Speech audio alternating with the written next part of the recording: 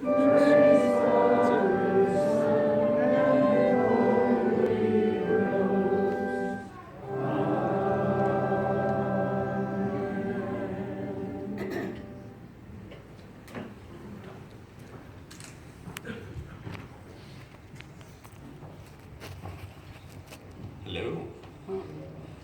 I wasn't moving chairs. I'm not going to do any acrobatics or anything. I just really like this microphone a lot better than doing this.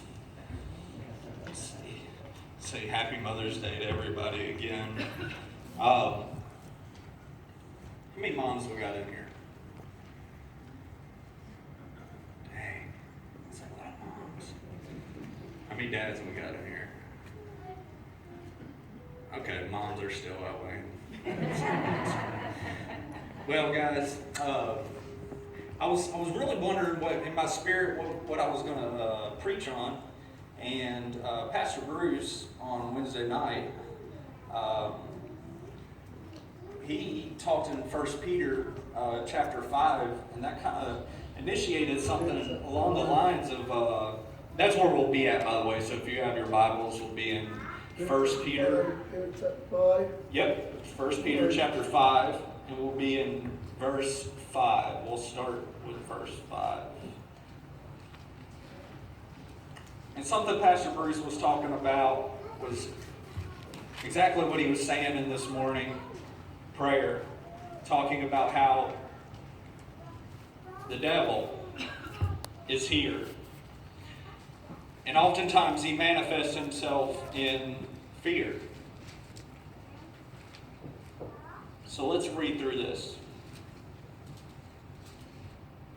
This is 1 Peter writing to a church. And he's saying, you younger men, likewise, be subject to your elders, and all of you clothe yourself with humility towards one another. For God is opposed to the proud, but gives grace to the humble. I love that. This is Peter. He's a little bit older now. He's been through some ventures. He's been through a lot of suffering. But he's probably got like his AARP card now, and he is trying to help these younger preachers, help these younger Christians face adversity against a guy named Nero. Nero was the emperor at the time, and Nero was famous for doing a lot of harsh stuff to Christians. He would put them on stakes and catch them on fire, so that way that they could light the streets. I read in Fox's Book of Martyrs that he used to drag them around the stadium, little kids and stuff like that. So this is Peter's audience that he's talking to. And I know a lot of times we think that we're having a difficult time. But I want to remind you guys of a couple of things. This is according to the World Open Door USA, that 4,000, this is in 2019 alone, and it's probably increased since the last time I looked at it.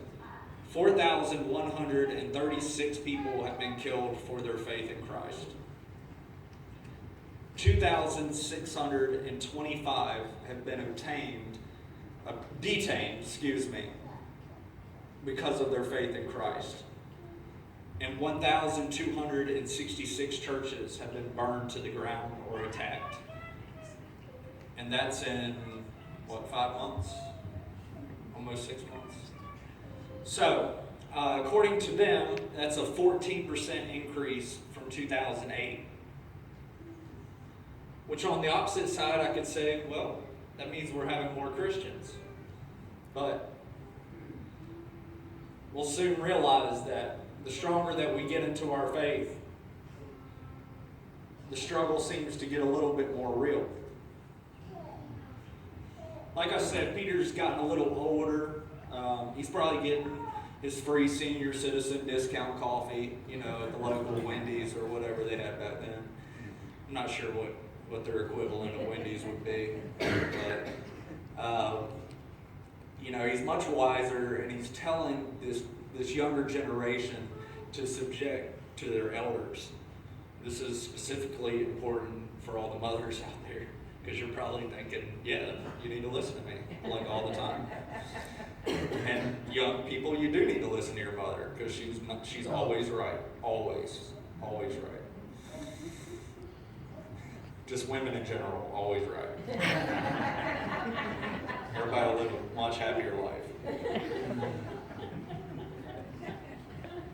Everybody. So, God is opposed to the proud, but gives grace to the humble. We see that notion throughout the Bible over and over again, right?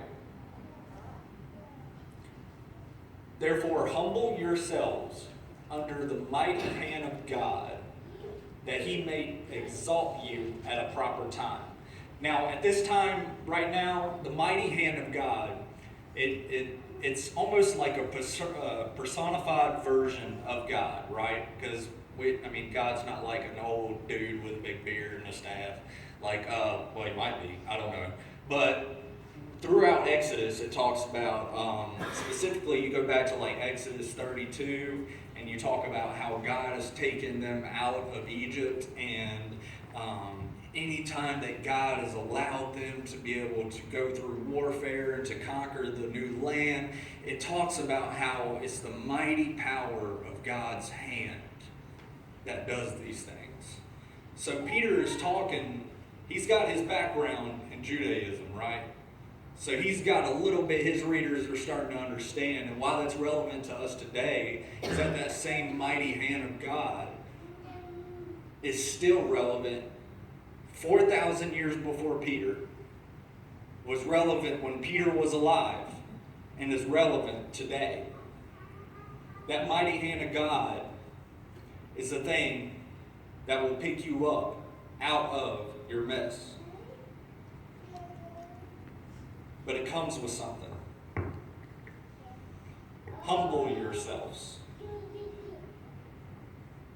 Oftentimes we try to do all the strength on our own, don't we?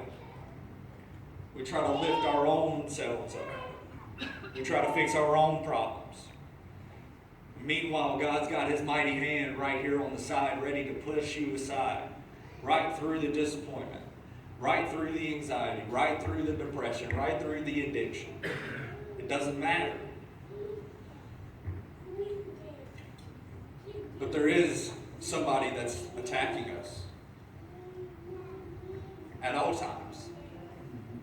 And Peter knows that. And that's what I love about the Bible. Ravi Zacharias was a wonderful Christian apologist. He's still my favorite. Him and C.S. Lewis, but C.S. Lewis passed on. But Ravi Zacharias said the Bible is the only book that is comprehensible and coherent to reality. Out of all the religions, you look at all their books, and you can find contradictions, you can find error, and we find what we call variations in the Bible, but those are easily explained with further study. But what I like, what I mention that for is to say that Peter is acknowledging that you're going to suffer. We do not have a Bible that tells you a bunch of lies saying, okay, you're a Christian now, butterflies and rainbows, and go get them, tiger. You're fine. Speaking of butterflies, put them right here. Sorry. That'd be cool if he just flew away. I'd be like, we're all out of here. Things have been dead for like 4 weeks. All right, so we see Peter here. Look at the wordage that he uses too. I want you guys to remember that story back in Luke 5, where Peter is first meeting Jesus, and he is like, he's still trying to figure him out. And Jesus goes, hey, I want you to cast your net over here. And Peter and everybody's like, come on, man. Like, we've been out here forever. We haven't caught anything. It's not going to happen. And Jesus was like, you should totally do it. Just do it. And I'm paraphrasing Jesus. I'm sure he sounded like more like, or whatever, like Arabic. But But he was saying cast on that side, trust on that side. And now we look at Peter, and what word does he use in verse 7? Casting all your anxiety on him. This is a fisherman. This is his language. This is him. Down to earth. Because he cares for you. But be of sober spirit. Be alert. Your adversary, the devil, prowls around like a roaring lion.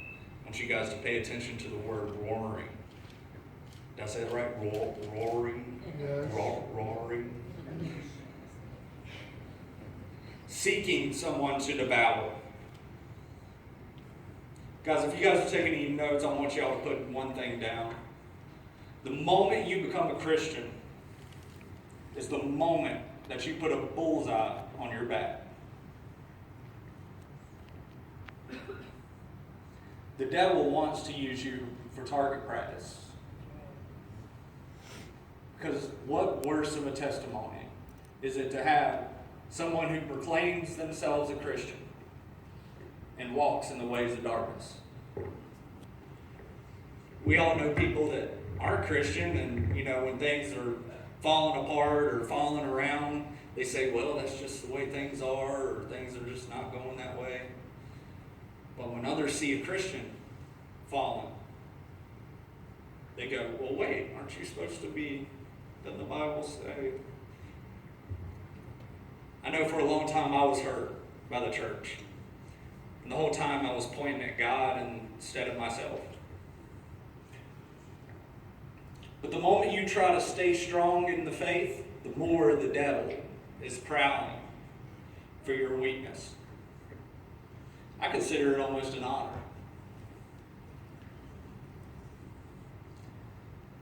But you know what? Something Peter tells us? That we do not have to be defeated by it. And you know what? I concentrated on that word, be sober, be of sober spirit. And that word comes out to nepho in Greek, which means two meanings. You got don't get drunk. It's pretty clear. Be sober, don't get drunk. And also to be steadfast, to be firm. And I think that's why he continues to use that language further on. He says, be on the alert. The devil prowls around, like Pastor Bruce just said.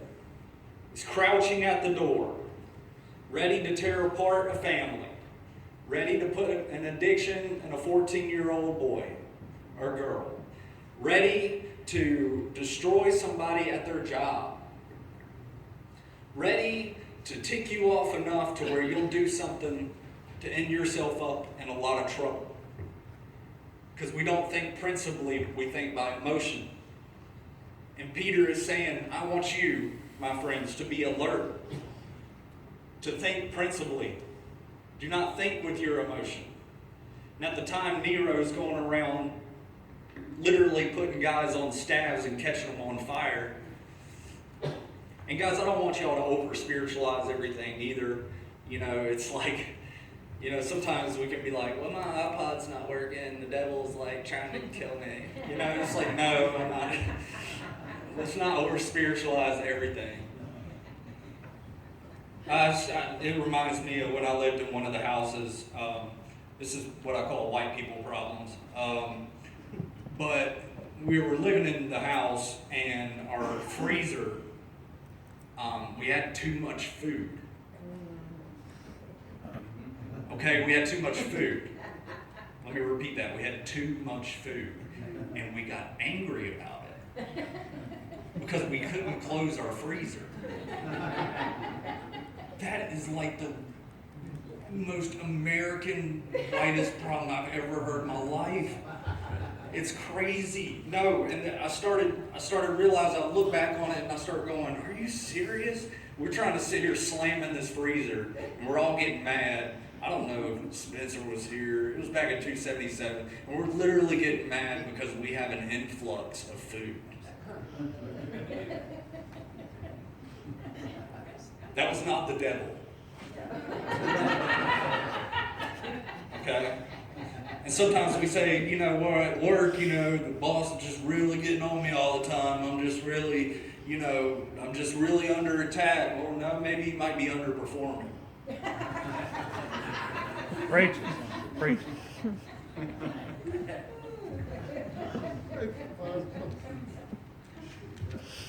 And that includes myself. Preach I'm it. going to ask you. Your adversary, the devil, prowls around like a roaring lion. Why is that word roaring there? Because he don't sneak up on you. The devil lets you know when he's coming. Right? Don't we allow the devil to get in? Yes, yes. He comes in like a roaring lion. He's saying, roar. You can do it to your neighbor right now. Just like somebody, just do your best roar. Perfect. Perfect. But see, somebody doing that, you know they're coming. It doesn't say he sneaks in. He comes up behind you, and he waits, and then he attacks when you're not looking. But see, this is where we're going to get here. The roaring lion should tell us a lot about ourselves. Are we allowing the devil in a lot of situations that we're in? Are we allowing the devil to manifest himself in our minds and not transform our minds? Are we conforming ourselves to this world and not realizing that the whole time the roaring lion's standing right in front of us and he's coming closer and closer and closer? And what we try to do is, instead of what Peter's about to tell us to do, we turn and we run. But I've already told you guys you have a bullseye on your back.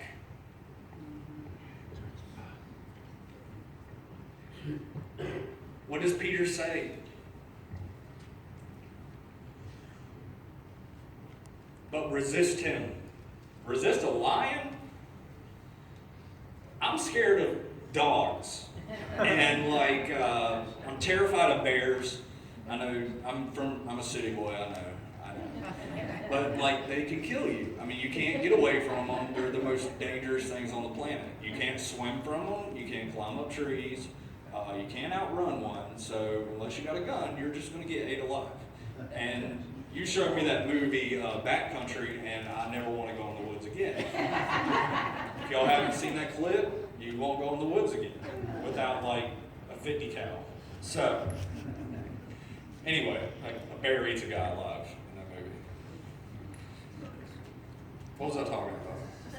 Oh, yeah. All right. So, a lion. I don't even like dogs, all right? So I can imagine getting in front of a roaring lion. He's showing off. The devil likes to show off. I think that was his number one quality, was showing off. His pride. Do you think it's any coincidence that, I'm kind of going off of my notes now, I don't know what I'm doing, but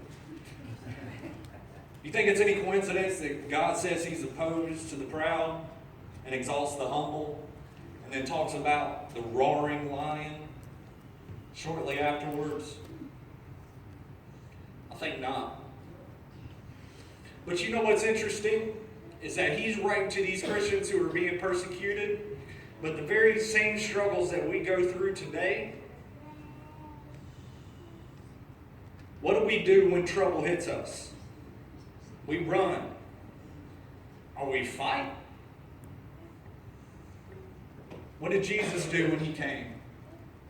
Did he run from his troubles? Did he rise an army against the Roman government? He loved them. He was what? Firm in his faith. It says if you resist him, firm in your faith, knowing, this is important. I want you guys to think about this notion too, that you guys are not the only ones in the world struggling, that everybody is in this together. It doesn't matter if you're on this side of the church or this side of the church, or if you got a bunch of money or you got no money, or whatever you are. It doesn't matter what societal class you're in or where you're at work. It does not matter that you are all going to struggle if you decide that you are going to follow Christ. But it is worth it. That's right. That's the point. That's what he's trying to preach to these people. He says, but resist him. That means stare. Stand firm. Look at him. Don't run away. That bullseye's on your back. You turn around, he's going to devour you. You fight him? You want to run up and try to fight a lion? Go ahead. But it says resist him. And who does the fighting? The mighty hand of God. That's our problem. And we got to realize that we're all in this together. We are all suffering. He's saying that. The same experiences of suffering are being accomplished by your brethren who are in the world. After you have suffered for a little while, the God of all grace, who called you to his eternal glory in Christ, will himself, what? Perfect, confirm, strengthen, establish, build, make you a better person, will purify you with fire. Just read a verse in Mark. It says you'll be salted with fire. And I said, what in the heck does that mean? I'm still trying to figure it out. I know we're the salt of the earth. I know fire is bad. So I'm like, wait a second. Anyway, anybody want to enlighten me on that? That'd be awesome. Listen, guys, the devil is a lot smarter than you and I. Sorry to break some egos in here. But he can't sneak up on somebody prepared. Why, when we have the power of the resurrection flowing through us, do we run? And this hit home to Peter. You can imagine, he's writing after he had fled and denied Christ 3 times. And I'm thinking about Peter back in Matthew 14. Somewhere right there. Matthew 14, where he's walking out on water. And you notice that Peter was firm in his faith, and he got out of that boat. And he's telling the same people to do this under Nero's persecution. This is younger Peter. This is not AARP Peter. This is youthful Peter. Okay, he's probably about 30 years old. He's probably about how old I am. So he's walking. And you know what? Everybody talks about, oh, well, Peter's a bad person because he didn't have faith. Peter was the only one that got out of the boat. Right. And we can all get out of the boat. At least he didn't stay in the boat where he knew it was comfortable. But he focused his eyes on God. And he did not turn his back on God. And we see as he's walking, he gets out on that water. And then he starts to focus on the anxieties. He forgets to cast his anxieties. Because the waves and the wind, the things that hit us in this world, we concentrate on those. When we've been clearly blessed with the opportunity to walk on water, but we concentrate on what can hurt us instead of what God can do. And then he starts to sink. And as he's sinking, immediately, there's the word there, immediately, God, Jesus. It says that God, Jesus was a representation of God. Jesus is what? Grabs him. His hand. Immediately, But it says that Peter walked to Jesus. It wasn't Jesus walking towards the boat. See, a lot of times we get attacked and we have anxieties and we have depressions, but we're not walking towards Christ at all. So when we start to drown, we're nowhere near Him for Him to save us. We're nowhere near Him for Him to reach down and immediately grab us. He is powerful enough to do that. Don't get me wrong. But why would they give us instructions to be prepared, to be steadfast? What does that mean? That means get in the Word. That means pray. That means take time out of your day to acknowledge that He is God. That will keep you from sinking completely under, as Peter almost did.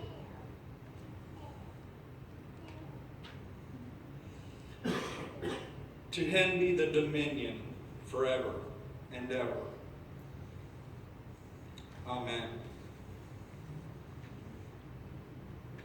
Guys, we can't do this on our own. And Peter is acknowledging that. And as much pride as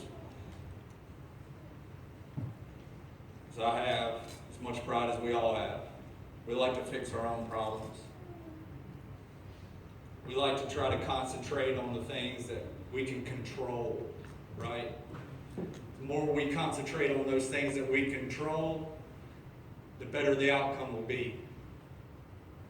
But we see for 6,000 years, it has never been in human control. Ever. Humans have tried to control it, and then God was like, with His mighty hand.